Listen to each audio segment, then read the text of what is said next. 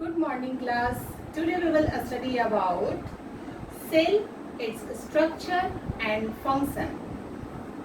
There are main three parts of the cell: plasma membrane, cytoplasm and nucleus. Now one by one we will try to understand functions of these parts of the cell. First we start with the endoplasmic reticulum.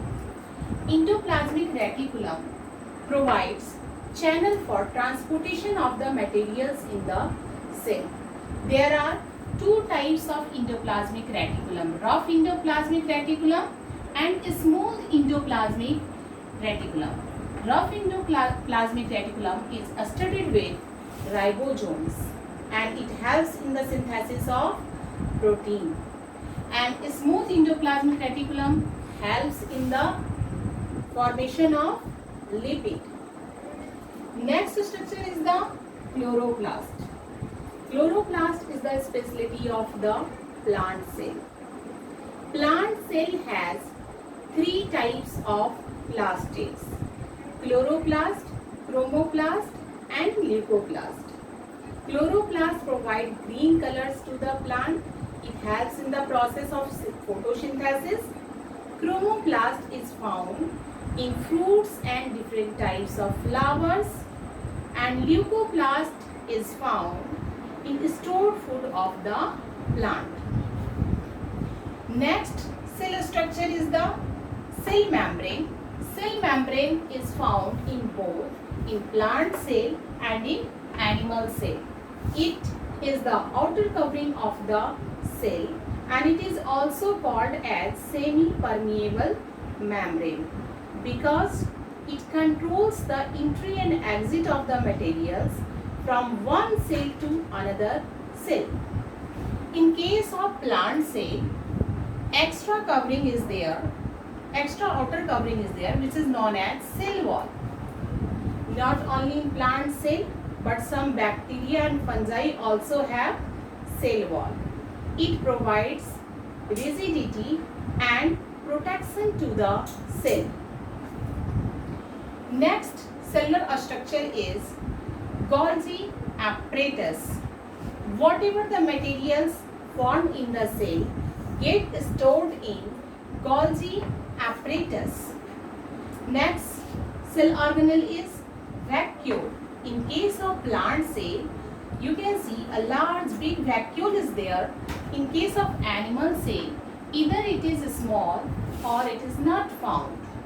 It stored excess of water and waste material of the cell. Next cellular structure is nucleus.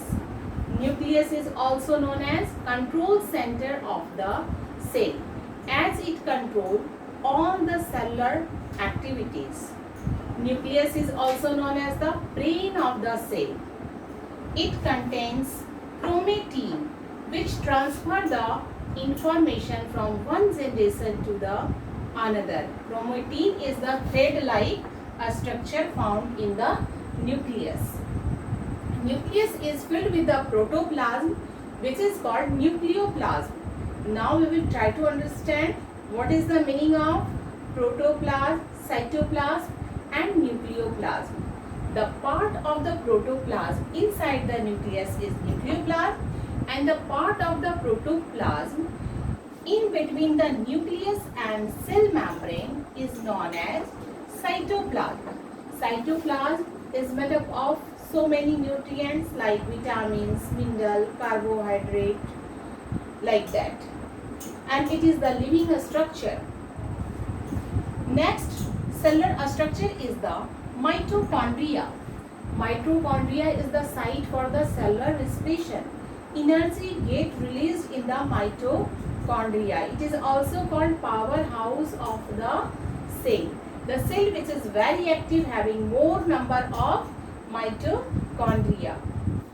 Next cellular structure is ribosomes. It is granular structure and it is the site for the protein synthesis.